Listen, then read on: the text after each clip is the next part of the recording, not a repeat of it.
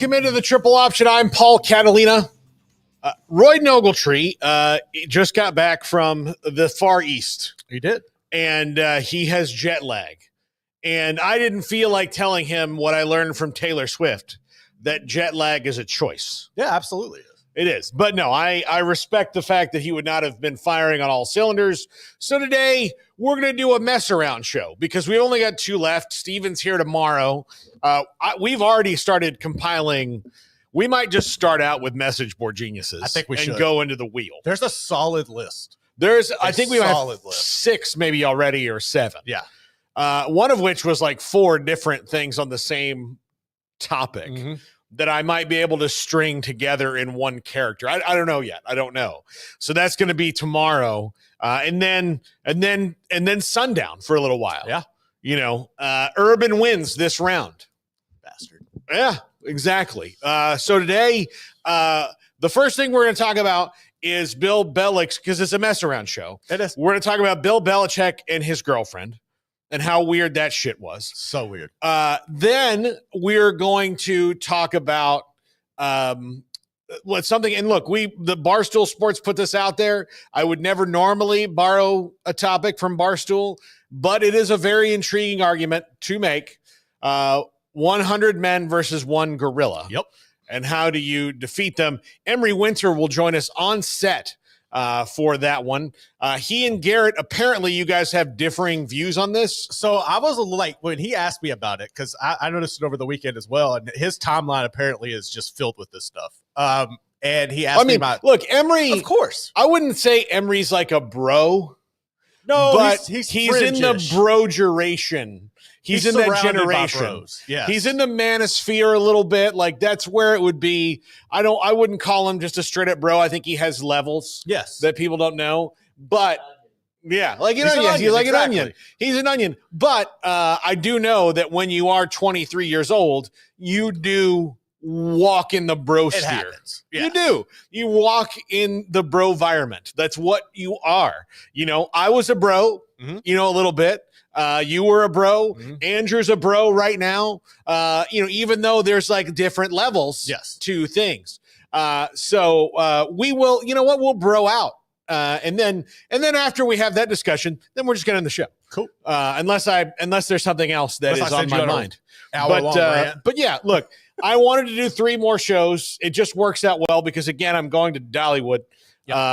This week. I'm very excited about that. Have you been to Dollywood? I've never been to Dollywood. I've never been to Pigeon Forge, Gatlinburg, any of that. Like, never been there. My daughter was begging to get us over there on the trip up. I didn't have time. I didn't have time to do it. Yeah. Well, maybe when you go back and drop her off. It's possible. Now that you don't have to do all of the like stadiums, like you've already hit those. I've hit them, yeah. Yeah, you've hit those. So, you know, make a little more time. Maybe hit it on the way up. It's a possibility.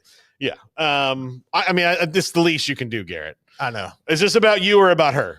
Well, no, actually, yeah, it's about her. But she's identified this place in Pigeon Forge, this museum she's wanted to go to for a while, and I've kind of burst her bubble on that. So we'll get her out there. Yeah. So I just think it's the least you can do. Yeah. Other than driving her up there and moving her in, you know, all the things that a parent does. Yeah. Excited.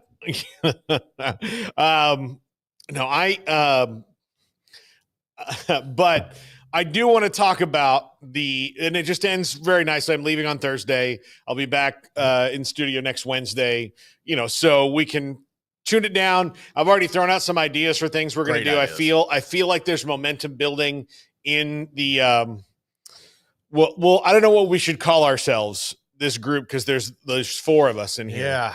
The quad. That's the quad doesn't hit lame. Right. Yeah. No, I mean, you know, in the square, I don't know. It's that, look, we'll figure it out, but different ideas that we're going to throw out. I will tell you my plan for this show, whatever the hell its name is going to be very, very, very, very comedy centric. Yes, it should be. That is what it's going to be. Like, you know, we've had the big sports discussions and all that stuff, and we've tried to mix both. I think that if we just lean into the zaniness and forget about I can be serious on the other show. Exactly. This one can be, you know, Paul Catalina's zany sports hour. It's like yin and yang. You just gotta, yes, I know. So that's balance it out. I think the more we lean in to that, and some of the comedy I've come up with is not necessarily sports related. Right. It's just stuff I think is funny and we need to get out there. I hope it's funny. It'll be funny. Here's the thing. If you don't think it's funny and I think it's funny, then here's the thing. That matters. It will just die. Like, we'll do it. It'll live there and people can laugh at it or not laugh at it. But I will feel better about it being out of my head. Right. Like, that's part of the creative process that is, I think, for anybody who does things like this, when you have ideas that you can't do or you're like, they're there and they're running around in your head. For example, last week talking to Pierre, and we stumbled across an idea to combine Brewster's Millions and Draft Day. The movie. Yes. Every time I'm in the shower, I think about that show, what it could be episodically, and I know that I don't have the wherewithal to write it. Right. I have ideas. I need like a writer to help me, but if I could find one and do it, I think it would be good. I think it would too. And here's the thing. More than likely, I'll die never having seen it come to life, even if I do write it, because getting a television show made is really, really hard. But that's also, that would just put you in line with a lot of the great minds throughout history, right? Like how many people have had these stories or books or things that come out post-mortem? I mean, a lot of them. Some of the best works out there in art have come out post-mortem. So you just be following the line. Yeah. So that's all, it's fine. Look, Van Gogh died thinking he was a failure. He did. Actually, ironically, learned about the how they made the colors blue back then and the specific blue that went into making that painting like the night before last in the book. It's fascinating. Oh, really? Yeah. Oh, okay. Very fascinating. Neat. The Starry Night. That was one of them. But Okay. yeah, there were other ones out there. But yes. No. That specific blue, how they come about making it. It's fascinating. Yeah. The self-portrait was really, really tragic and sad. He was just staring at himself, just right back. They also had the one of his doctor. Yeah. Yeah. It's interesting. He was I don't want to be Van Gogh. I'm not going to cut my ear off or anything. Right. But it is like, I remember hearing Patton Oswalt, who's one of my favorite comedians in the entire world, talk about he has a bit about this movie called Deathbed, the bed that eats people. And he said, and this is years ago he did this bit, but there's a movie, and you can look it up on YouTube, called Deathbed, the bed that eats people. And the movie, the premise of the movie is like there's this like medieval spirit in the bed, and when people like have sex on this bed, it eats them. And it is the most low budget, awful, like 70s horror, like it's awful. And he said, like, the thing that drives me nuts about Deathbed, the bed that eats people, is that he's like, I've tried to write 3 movies. I've gotten like almost all the way through, and then I hit a wall and I just can't do it. I'm filled with doubt and rage and all this stuff, and I can't find the ending. He said, so one of 2 things happened with the guy who wrote Deathbed. Either he wrote it without any doubt, was like, oh, this is solid gold, or he had those feelings and then pushed through them. It was probably that one, honestly. That's probably how that went. Yeah. So I think about that all the time because it's really hard. Like, I think of bits for stand-up all the time. I write them out. I get 2/3 of the way and I'm like, oh, I don't have an ending. I don't have an ending to this joke. And then I'll find an ending to the joke. And then it's like, I don't like the joke anymore.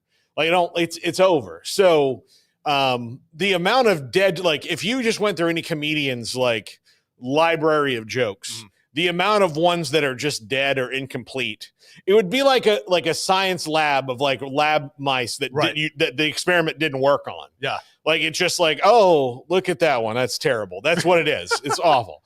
So, but I'm hoping that this show will be the place where we can just go throw it out and there. do it. So the bosses are allowing me to do it.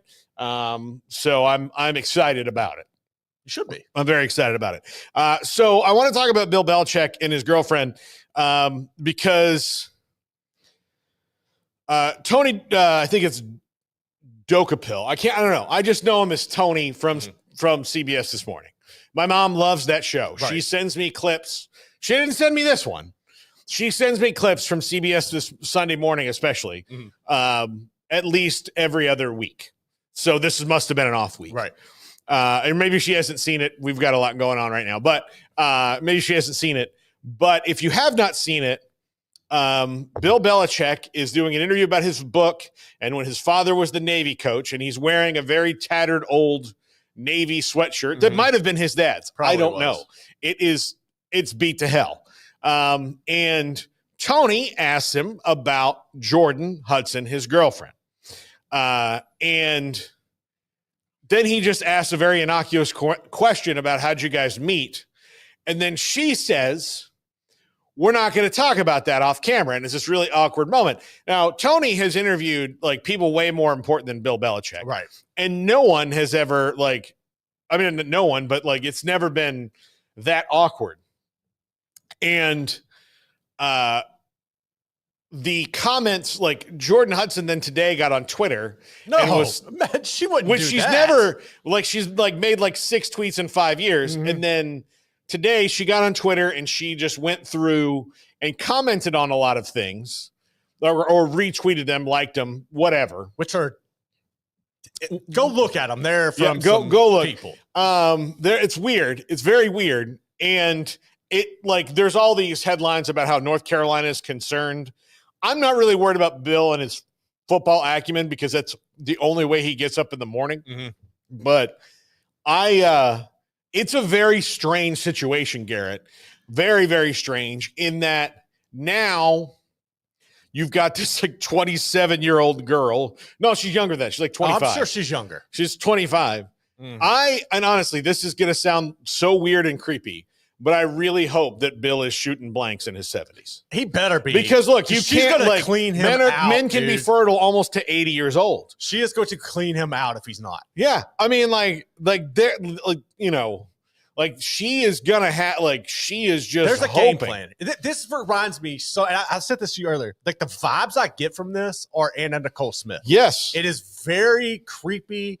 Like Belichick's not one of those dudes that he doesn't just have charisma dripping off of him.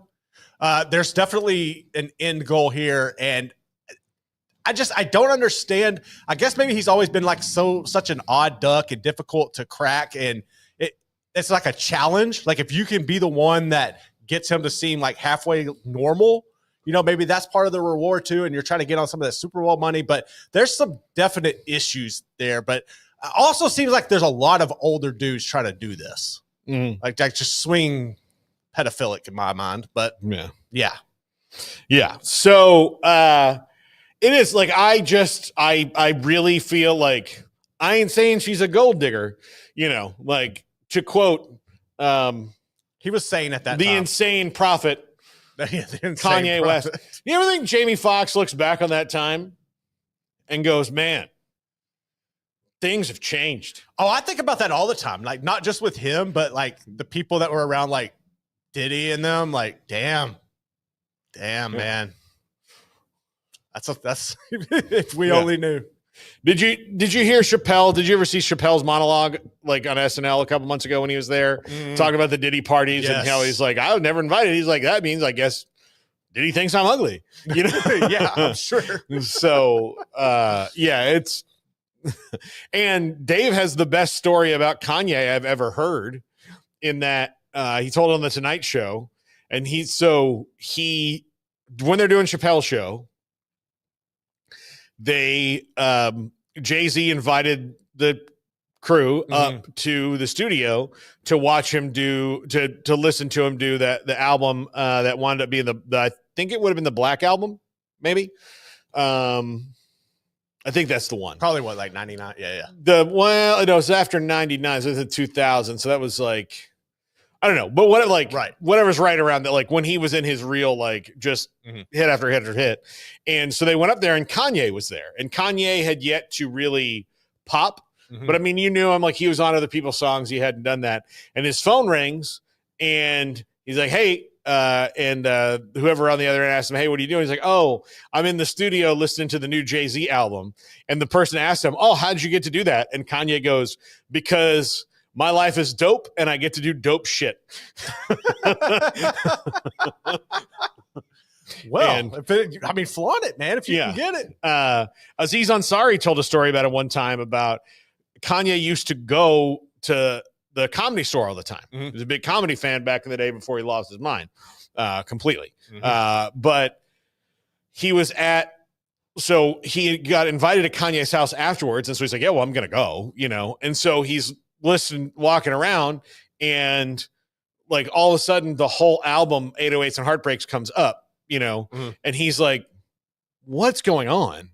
And he went to Kanye. He's like, hey, you're playing your own music at your own party? He's like, not weird. He's like, Aziz, these beats are dope. Nah, that's a sign right there. Yeah, that's a sign. That's a sign. Yeah. That's a sign. You're dealing with some narcissism. Yeah, absolutely. Absolutely.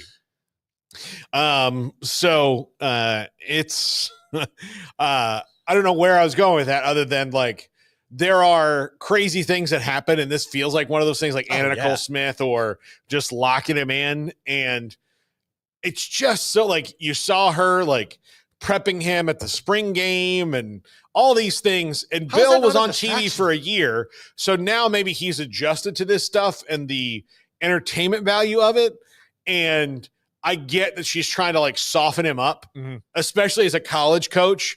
I don't think anymore you can just be like, well, we're going to, I don't think you can be, but it was so weird.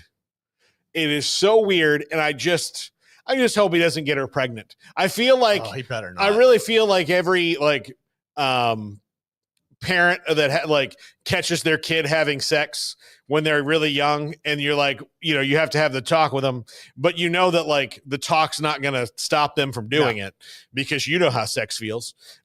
You're like, well, lie to yourself. Yeah. Like you can't, like, you can hope that like they're responsible and you've given them the talk, but ultimately you're gonna be like, well, lost this battle. Just please don't get her pregnant. Like, I don't care how sweet and wonderful you think she is. You're not ready for this in your life, and the same thing applies to senior citizens and 24-year-olds. Just whatever you do, Bill, don't get her pregnant. Don't do it. It's not gonna end well for anybody. No, not at all. Yeah. So I was trying to think of other like crazy sports relationships and things that have gone on. And the first one, for whatever reason, always come to my mind was Left Eye burning down Andre Rison's house. Like, I don't think this is that extreme. No. It's obviously not OJ extreme, but are there like other cringy relationships or things in sports that you kind of remind that you put this to? I guess this. Gosh, that's tough.